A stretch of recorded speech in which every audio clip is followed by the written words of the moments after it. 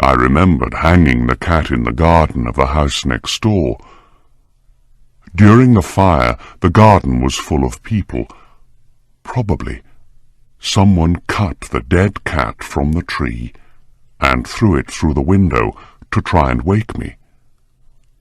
The falling walls pressed the animal's body into the fresh plaster. The cat burned completely, leaving the black shape in the new plaster. Yes, I was sure that was what happened. But I could not forget that black shape for months. I even saw it in my dreams. I began to feel sad about losing the animal, so I began to look for another one. I looked mostly in the poor parts of our town, where I went drinking. I searched for another black cat of the same size and type as Pluto. One night, as I sat in a dark and dirty drinking house, I noticed a black object on top of a cupboard near some bottles of wine. I was surprised when I saw it. I looked at those bottles a few minutes ago, I thought, and I'm sure that object was not there before. I got up and went to see what it was. I put my hand up, touched it, and found that it was a black cat. A very large one, as large as Pluto. He looked like Pluto, too, in every way but one. Pluto did not have a white hair anywhere on his body. This cat had a large white shape on his front. He got up when I touched him, and pressed the side of his head against my hand several times. He liked me. This was the animal I was looking for. He continued to be very friendly, and later, when I left, he followed me into the street. He came all the way home with me.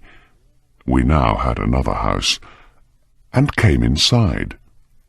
He immediately jumped up onto the most comfortable chair and went to sleep.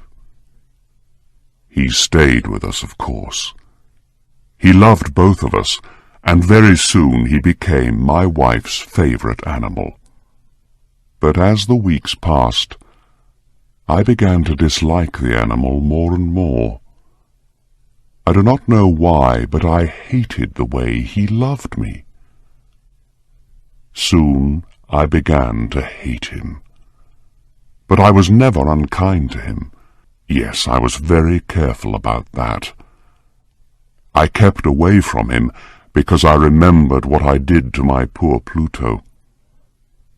I also hated the animal because he only had one eye. I noticed this the morning after he came home with me. Of course, this only made my dear wife love him more. But the more I hated the cat, the more he seemed to love me. He followed me everywhere, getting under my feet all the time.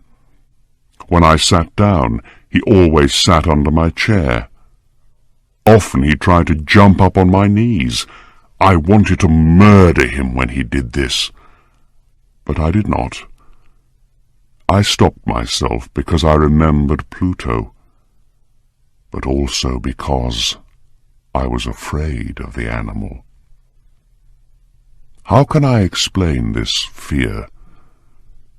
It was not really a fear of something evil, but then how else can I possibly describe it?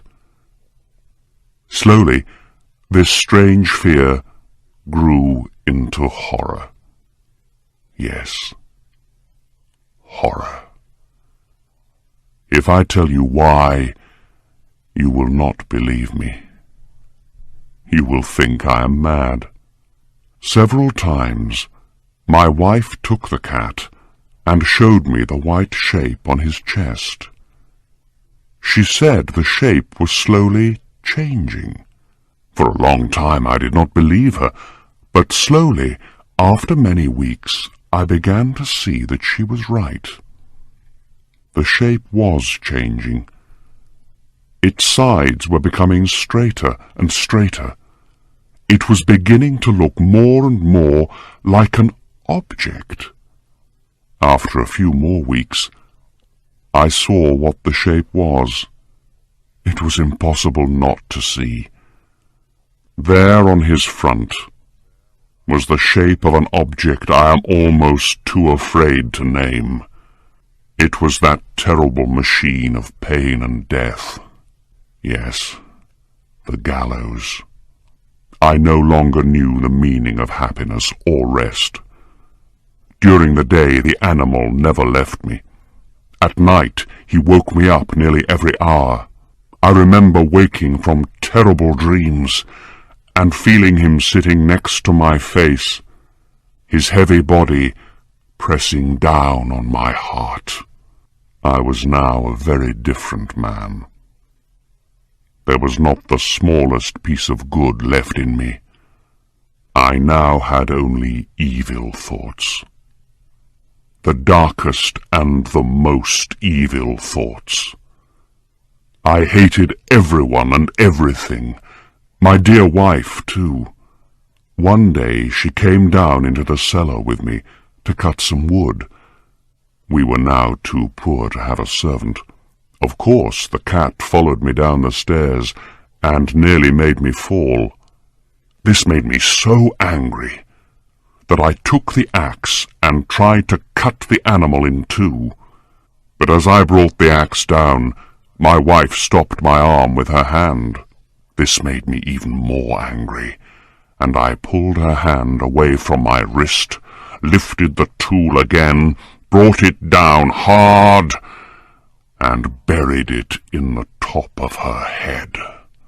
I had to hide the body. I knew I could not take it out of the house. The neighbours noticed everything.